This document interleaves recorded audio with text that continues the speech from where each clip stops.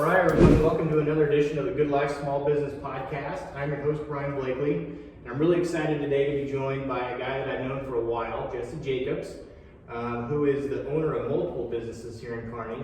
Jspot Services for one, and probably one of the newest businesses here in Kearney, the Brickwalk Gallery downtown. So, Jesse, thanks for joining us. Thank you.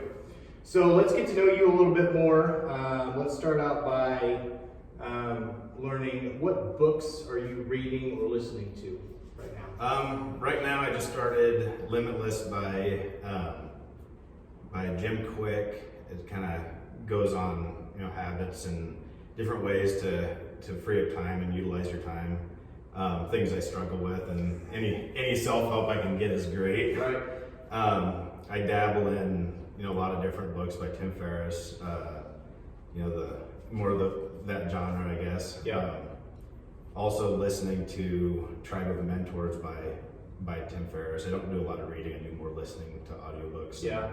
I do dedicate a little bit of time in the mornings to the Bible. That's about the only physical book I pick up. And will so you're a listener then? I'm a listener. I do a lot of driving. A lot of free time that's spent, behind the windshield. So yeah, that's what I'm into. Yeah. So Limitless, I haven't heard of that one. I enjoy The Power of Habit is a good book, and Atomic Habits. That's a really good book. Atomic Habits is a really good one. Yeah. There's one I think just called Habit, and it's a yellow cover. I think that's the name of it. It's really interesting and good too, because it kind of looks at some history of the research they've done on it, or different experiments they've seen with products, and how people will pick up a product and use it based on habit. And kind of cool. It is pretty fascinating, the whole. And like with Tim Ferriss, I just finished 4-Hour Work Week, and that's really the first. And then I started listening to his podcast not long ago, and so interesting guy. Yeah, I think the 4-Hour Body was the first. I actually read that entire book. Probably one of the first books I actually read. Yeah. From start to finish. After college. Yeah. Got out in the real world and decided to start reading. But that's kind of got me set on some of those those self-help books. Just the interest in what you can do with the knowledge other people have is awesome. Yeah, it is, absolutely. So how about podcasts? Are you a big podcast listener? A little bit. I like to, when I put my daughter to bed at night, I usually I lay there with her until she falls asleep, and that's my time to listen to a good podcast. Yeah. In light of all the politics here lately, I do enjoy my good right-wing conspiracies. So it's usually the X-22 report and Red Pill 78. Okay. I figure if I send their web links via Messenger and it gets blocked, that's a simple web address is getting blocked. That means there's probably some truth to it. Yeah.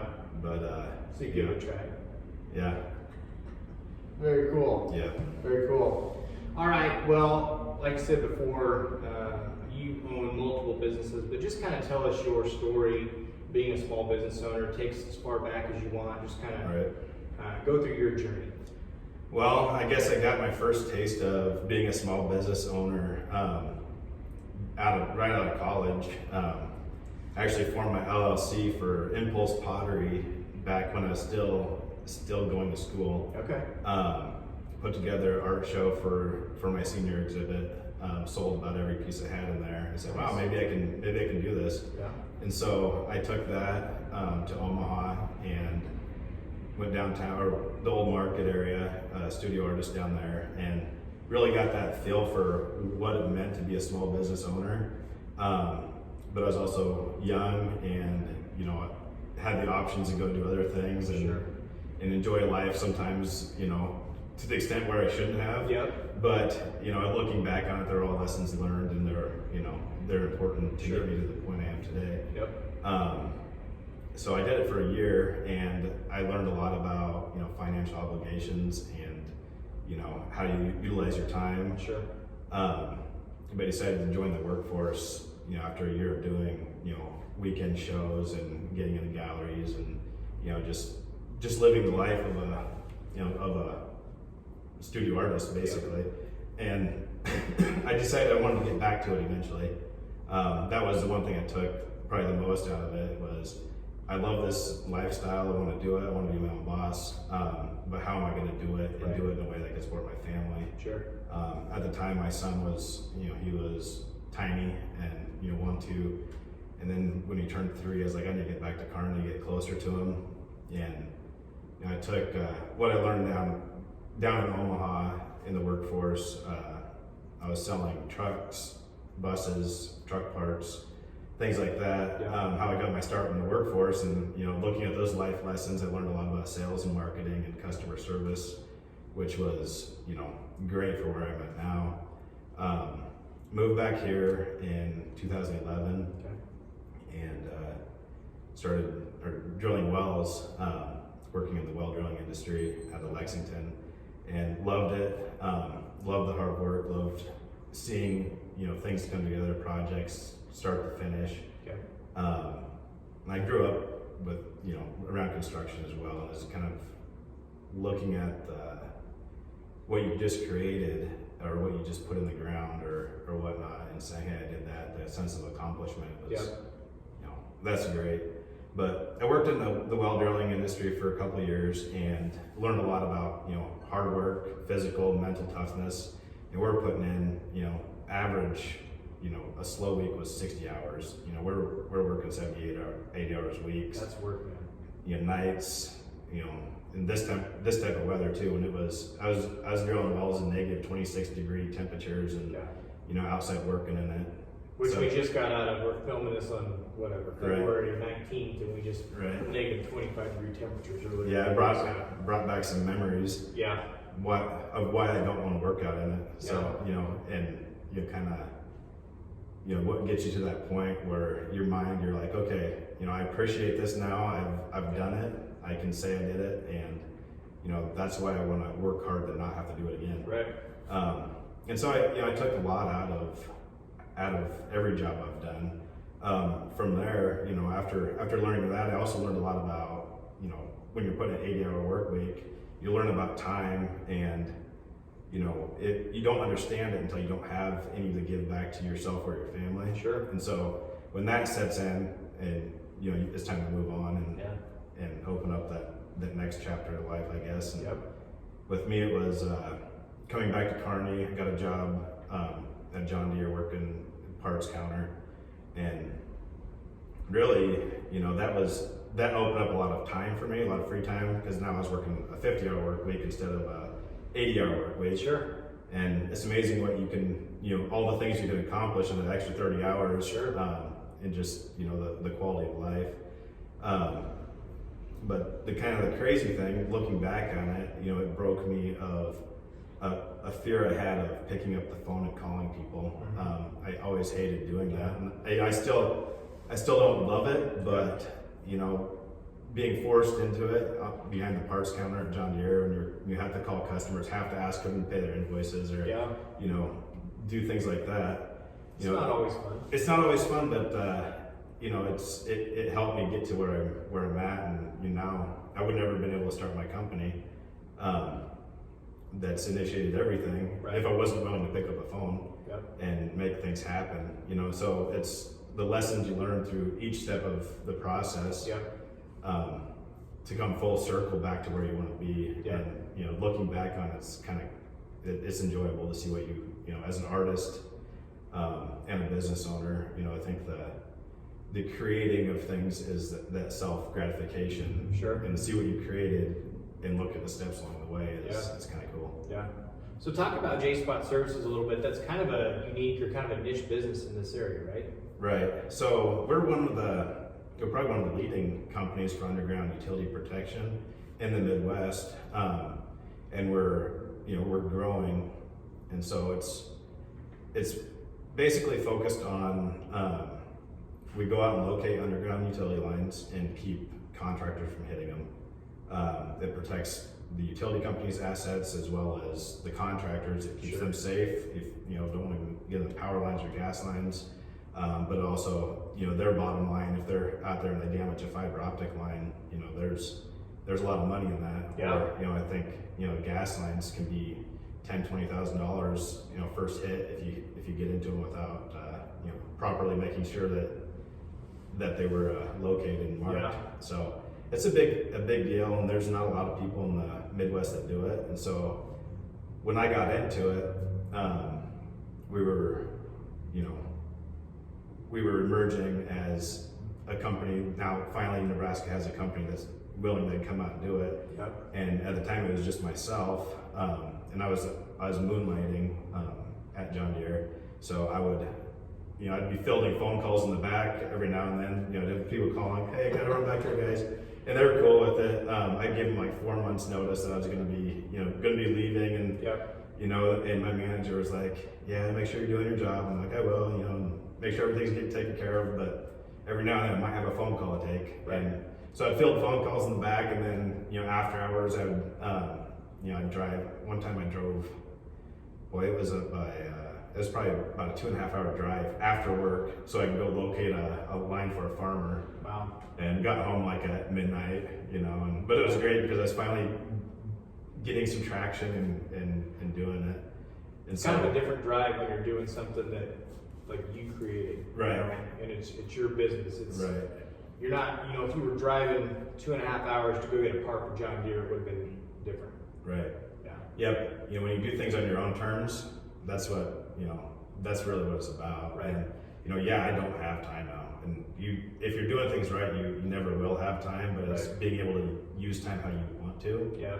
and not instead of how other people are making you do it. Right. Yeah, absolutely. So that's what's cool about it. But the whole Jspot thing, it goes back to when I was probably, I'd say first grade. My dad would put me out on the locator, and you locate that line, and working for the phone company Oh, okay. is basically how is kind of family history. My grandpa helped start the phone company out in the Sandhills. Okay.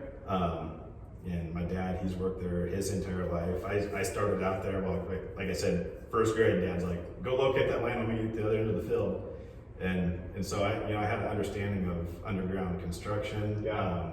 Went through high school and managed construction crews, and really was on the front end of it all, and knew the big picture. Sure. Well, I also recognized there was a high demand for keeping those utilities safe. Yeah. And some of the technology there with the hydro excavating, it uses water to dig, so you can't damage the lines. And not a lot of people do, or were doing that when I started out Jspot, and we offer that service. The locating portion of it, it's really skyrocketed. But I'm finding every construction company now is buying hydro excavators, and so it's limiting to an extent, with what we're doing with our equipment. Yeah. But it's, we still have a demand for it. We're still making money at it, so it's good. Sure. You being able to offer that service it's important. But that's when I was drilling wells. Looking back on it, and that's when I said I'm going to start an underground, utility protection company, because we're out there installing water lines, and I saw a need for it and a demand for it then. Yep. And so, probably 2012 is when I decided I'm going to start a utility protection company. Yeah. And I was still drilling wells, but how am I going to do it? Well, I'm going to need time to do it. Yeah. I need a different job, but I have some time. Yep. Went to John Deere, had some time, and then I started putting things in place. Started working on some of the back end things, the paperwork, the website, the marketing. Yep. Had everything kind of laid out and ready to go. And then I quit my job there on December 31st of 2014, went full time on January 1st of 2015. Nice. And it was a little hairy, but Yeah. it was fun, and you get out there and, after 6 months, and you say, I just made, obviously I'm making payments and stuff, but I just made more money than I did the entire last year, Right. at my other job. Yeah. But obviously that was all, back into the company and Sure. Paying for equipment and stuff. But Yep. it's when you start seeing it come together, that's it's pretty It's enjoyable, pretty cool. right? Yeah. So, Jspot Services, you've got a couple other businesses. You can talk about those if you want. And now we're sitting in the Brickwalk Gallery, down here. So it's kind of come full circle for you where, and I don't know, you can kind of talk about how long have you been thinking about this? what you wanted to do here, and is that something that you've been thinking about for a while and the opportunity just came around? Yeah. So, I go back to 2007, 2008 when I was doing the full-time studio thing. I knew I wanted that career in art one way or the other. I grew up with a passion for being an artist in the arts and just enjoying it. And so you can kind of go all the way back then and say, I wanted to do it, make it happen, figure it out, and just wait for that right opportunity, that right time. In my head, I'm like, I'm gonna be 60 years old and I'm gonna finally have an art studio. Right? And so COVID hit. Yeah. And it accelerated some things with my wife's business. She was wanting to expand. She owns Holistic Healing down the street. Well, at the time, she was kind of in limbo with, getting the loan to, business. She had her business plan all rolled up and everything. Sure. And, COVID hit and things got sketchy. Well, some, opportunities actually came out of it because now they were trying to push things through and make things happen for people. Yep. And, she was fortunate enough that was, top of the list. Let's make it happen. So the bank, really helped out there. Kind of accelerated her plan of getting into a space downtown. Yeah. And which we were looking at that space a year before she actually moved in there. Okay. And God willing, nobody ever got it. We went in there a year later. We still had the tape out on the floor where we marked out where our vision. Yep. Nice. And if you go in there now, the walls that are in there, that was a tape on the floor at the time from a year before we even really got the place. So very cool. But it drove her out of her old business. Well, my office was based in the basement and my studio was in the basement. Okay. Now what am I gonna do with all my stuff? Right. And so we were driving by out here and we drove by and I've always loved this building and go back to college. I was like, hopefully somebody does something with that building. Yeah. And I'd love to be in there, but obviously it's not in my stars. Sure. Well, this summer, June, we roll by here, lights are off, Elevate was gone, or the business that was here prior to was vacant. And so I actually had on my messenger, I had the owner's phone number because I had inquired about it before, just to see what they were doing with it. And because it always interested me. Well, I picked up the phone, I called him, which I never called him before, I just had his number in there. Another friend gave it to me. Within a half hour, I was down here looking at the space, and I go, I'm going to make an art gallery out of this, and things are starting to come in, falling into place, and this will be my office for Jspot and my other ventures. And so in June, we took over the space, and I was like, I'll start working on it, working on the gallery stuff this fall. And that's when I announced that we're going to do the gallery. I think it was in October.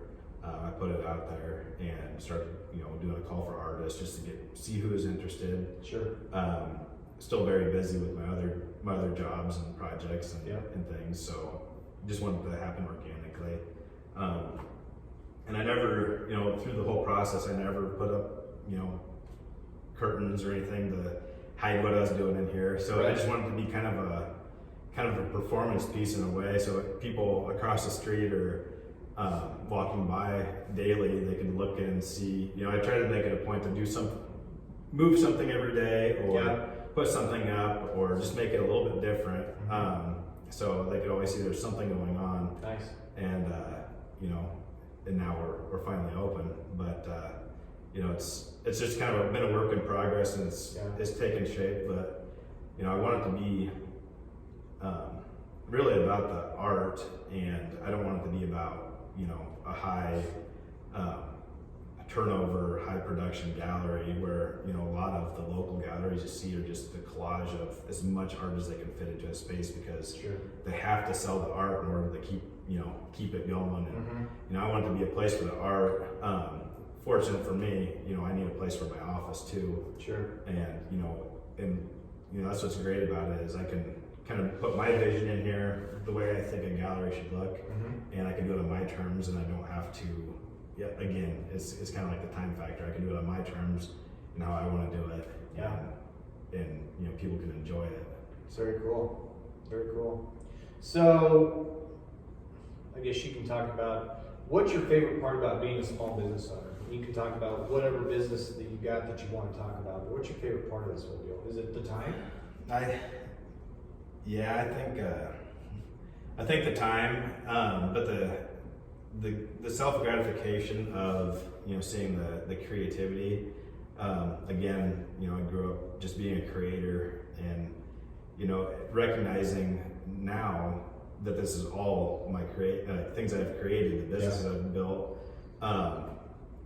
Just seeing is just gratifying, knowing that I'm putting, I put this together now. It's supporting all these other families too. Sure. I've got I think 8 or 9 employees. We're hiring like 4 more this year.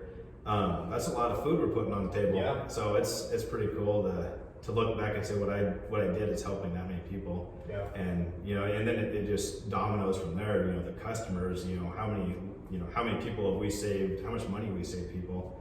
How many injuries have we saved? Yeah. It's pretty cool when you look at it like that. What you're actually doing. So I think that's my favorite part about being the small business owner, where initially it was just free time. I can't wait to have free time. Well, sure. Like I said, there's no free time. It's just how you use it. So absolutely. Everybody has the same amount of minutes in a day. It's just there's always something to do. Right. Yeah.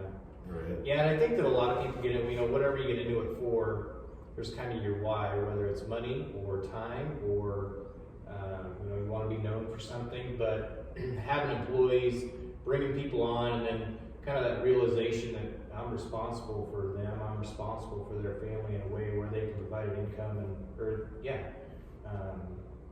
that is something that, and building those relationships with your employees and kind of being able to teach them and kind of guide them to where maybe they can find their passion.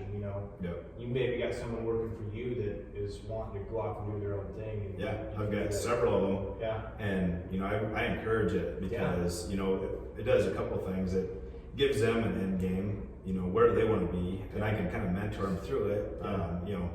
Kind of help in ways where I could have used some help when I was starting out. Yep. And give them some pointers. Okay, you're going to need this to set up an LLC, or this or that. Yep. Different tax ideas for them and what they can be doing. Why not start it now, guys? If you have an idea, put it into place, because in a couple of years, if you're tired of working here, then you can move on. We're going to keep the doors open, lights on. We're going to always have people coming in needing work. Sure. And we can help them when they get here. Yeah. And so, one of my guys, he's got some aspirations, some ideas. He wants to be a business owner someday too. I guess a couple of them. But then there's also the guys that they don't want that. They just want to work, and they want to work in a good environment that they don't feel a lot of pressure. And it's kind of nice that we can offer that. Most of my guys don't have a set, you have to be here at this time. Yeah. I'm not going to be that business owner because I didn't like it. And so, especially with utility locating, our contracts for the most part, they're loose enough where you have 2 days to get this locate done. The guys can manage their time how they want to. If they want to sleep in until 9 o'clock in the morning, they can do that. Or if they want to work on a Sunday, they can do that. If they want to work till dark every night, they can do that. As long as you're getting your job done, I'm happy with it, because it keeps them happy, it keeps me happy, and keeps things moving forward. Nobody likes being micromanaged, and I don't.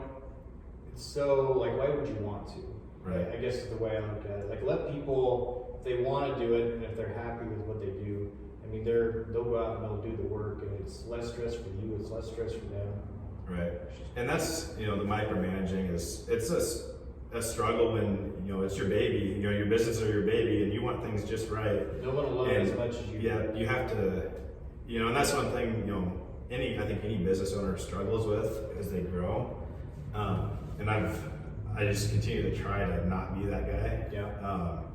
And sometimes I'm sure I'm overbearing because my ideas, I'm always one way or the other. I switch my mind, or how to do something constantly, and finally I'm just like, okay guys, you know what you're doing, just do it. don't let me bother you, Yeah. you know, and I know we're going to get to the end result.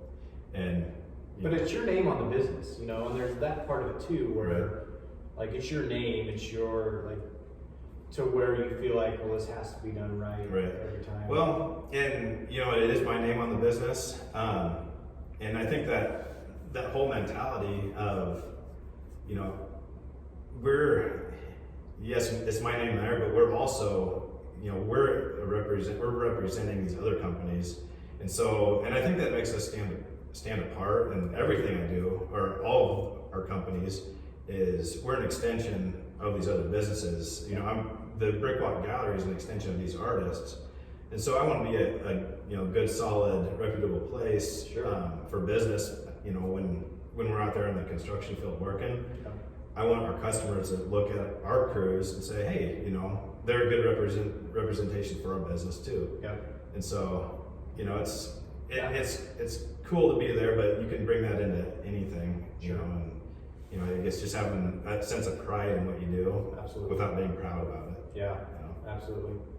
So, what's one thing you wish you were better at in your business? I think as far as you know, the big businesses go, I need to be better about showing my gratitude towards my employees. That's one thing you can't do that enough, I don't think. Yeah. And you know, and I had a conversation with one of my guys, I think yesterday, about it. I'm like, I mean, I don't tell you guys thank you enough, and that's one thing I struggle with. Yeah. You know, so I think gratitude is very important, and you know, it lifts your crews up, it gives them confidence, Absolutely. It makes them feel appreciated. Yeah.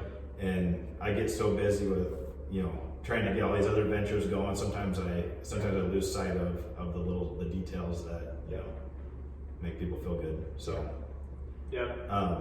But you know, with that, I also, you know, I've also learned not to be a people pleaser. Yeah. And you know, it's another part of life that I always struggle with. You know, it's not making them happy if you can't make yourself happy. And so, you know, don't use yourself as a rug, I guess. Yeah. There comes a point in time where you realize you cannot make everyone happy. Right. And sometimes that's hard to kind of wrap your head around sometimes, but as a small business owner, like you just can't make everyone happy. Right. You know? You have to do it on your terms. Yeah. And you're gonna find if somebody that can't accept no, you probably don't want to do business with them. Right. You know, and if they're willing to accept no and respect it, then when you tell them yes, they're gonna appreciate it more. Sure. You know, it's gonna be a better relationship. Yeah, absolutely. Gotta be boundaries there. So, with the pandemic, did COVID affect your business, whether it's Jspot Services? Obviously, the Brickwalk was kind of created with the pandemic. You know, it was already in place, but was there anything that you did within your business that the need was created because COVID kind of changed the way you did business, or something that you maybe were thinking about doing prior to the pandemic hitting that you implemented since, and you're like, you know what, we should have done that sooner? Not a lot. Where you're outside with Jspot Services. Jspot, we trucked along. We had some pushbacks with construction season because everything hit the beginning of construction last year. Yeah. And so we saw more on, you know, the shipping side, where our customers weren't getting their product in, or their cable or conduit to put the ground. Yeah. And so it pushed their construction times back, which our income got pushed back on the year. Yeah. And so that kind of hurt. But you know, like I said, my guys are out there in the field working. I just said, hey, if you're gonna get gas, you know, at the time, or you know, sanitize after you pump your gas, or if you're gonna go in, wear a mask or whatever. Yep. You know, whatever the local laws are, you know, doing. Sure. Just make sure you're following them. Yep. So we don't get blemishes on that. Yeah. But and keeping the guys safe, obviously. One of my guys at the time, his wife worked in a pharmacy in Lincoln, so he was like terrified. And I'm like, well, at least you're not working around other people, you know, all the time. And so that was nice. Just, you know, everybody's pretty remote, and mobile, and so they're not working, face to face with people constantly. Yeah.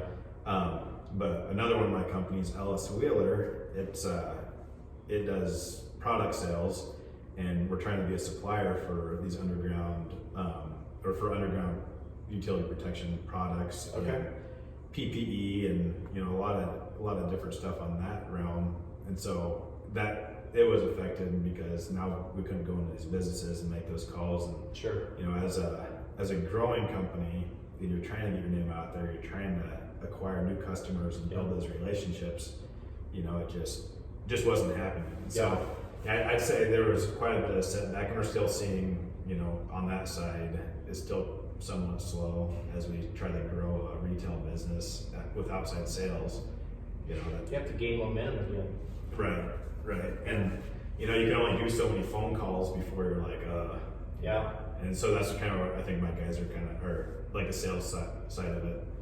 The staff just kind of gets burnt out on making phone calls or sending emails, and I don't want them getting discouraged, but we just have to set goals, try to reach them, and find different ways to make it happen, make it work. So well, and that industry is probably, who knows what this next year's going to be like. I mean, I'm sure there's got a little bit of wait and see as far as what spring and summer's going to bring.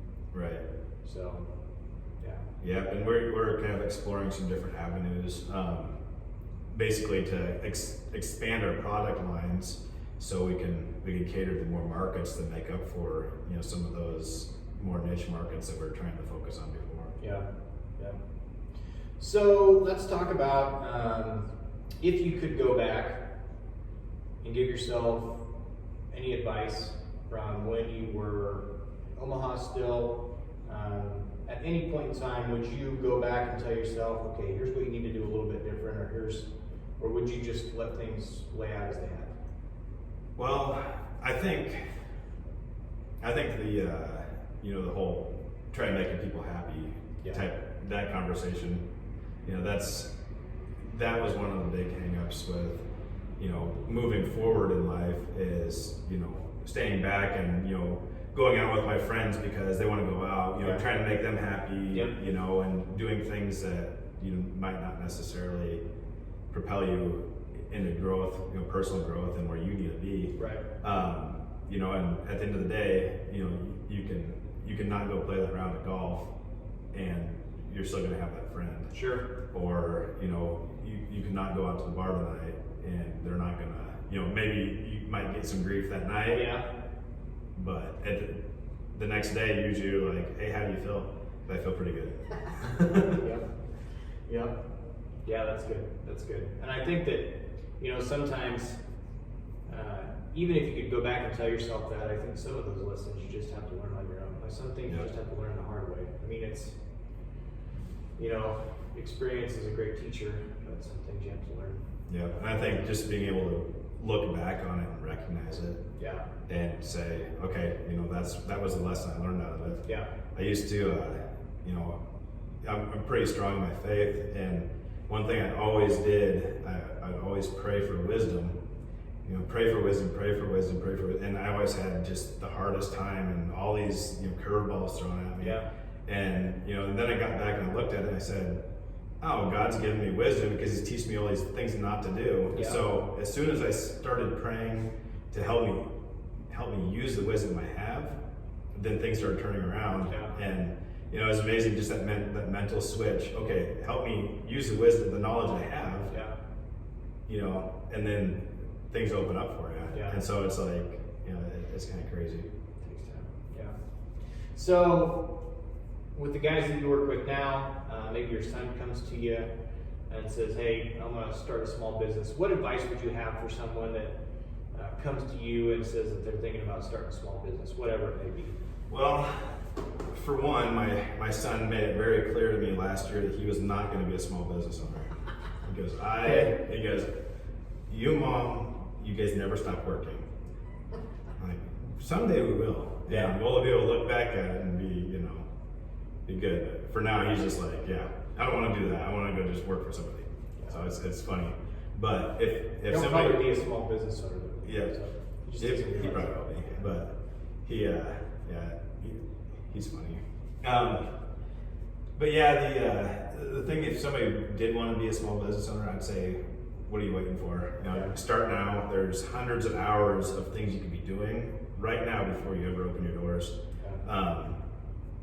It's put things into motion now, and then it'll just fall into place. The opportunity will rise, and you'll be ready for it. That way, people that they quit their job and they jump into something that they haven't even prepared for or thought about. Those are usually the guys where it just doesn't work out. They weren't ready for it. And so, everything that I've done, I've kind of just let it organically happen, let it grow, and then when the timing's right, then you move on to it. Then you move into it when you already kind of have it set. Sure. So that'd be my advice: is don't wait. Start today, because it might be 2-3 years before it happens. But if you can picture it in your mind and you can make it happen, then you can live it out. And, Absolutely. And I think that it's a fine line between, like you said, doing work on the back end, set up an LLC or getting a website ready, or even just doing research on the market that you're in. There's a fine line between that and paralysis by analysis, where you just keep doing research and keep doing stuff behind the scenes. Eventually, you have to take that step and you have to put your plan in place. Right. But there's nothing wrong with working another job, and when you're not working that job, the hours that you can, figuring out how you're going to make it work. But eventually, you just have to take that step. So it's kind of a fine line. Yeah, and especially with the opening of the gallery here, I think you stopped in here that night. I was like, I don't know what I'm doing. I'm gonna, I'm trying to get it open tomorrow. So I was still making tags and stuff, and but I've always operated like that. I'm like, okay, I've got to just pull the cord and just do it, because if I don't do it, it's just gonna sit here, and I would have everything up here and everything would look nice, but nobody would ever see it. So I'm like, just pull the cord and just let things happen. And you had the chamber come in the next day. Well, and that was another thing. I'm like, you know what? I might as well just make it happen and call the chamber. So like a week before, I was like, hey, you guys have a ribbon cutting next week? No, or whatever. Let's get it planned. Like, I just want to do it all in one. You gotta have a deadline. That's how you get everything done. So that was, it's really creating that deadline too. So it forced me into it. Absolutely.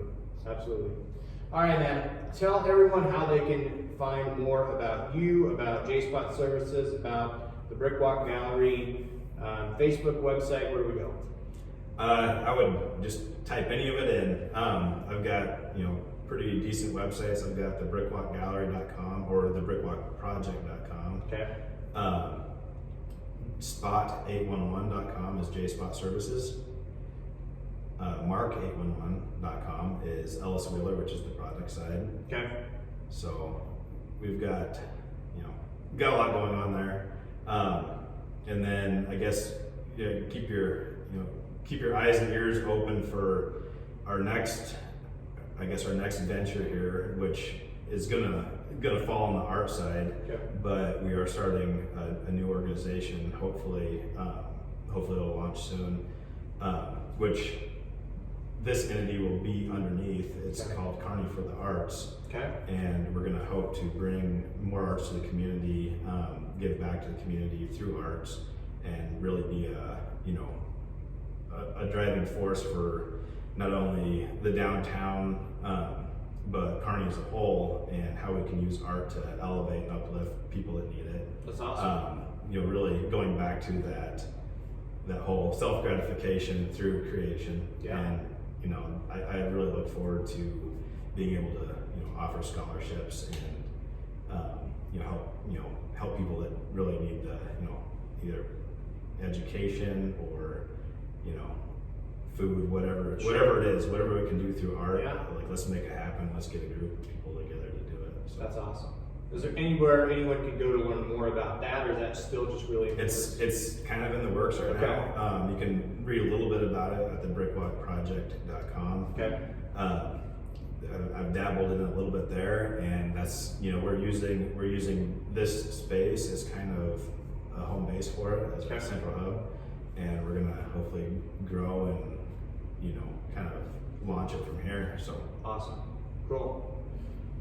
Jesse, thanks so much, man. well, thank you. Appreciate it. It was awesome to sit down and talk and get to know more about you and your businesses, and I think what you're doing here is awesome. If you haven't come in to take a look at this, you're here in Kearney, please do. Downtown, what's the address? It's 2008 Avenue A. Okay. In Suite C, McHugh's building. Yep. So come on in and check it out. Thanks again. Appreciate it. Yeah, thank you.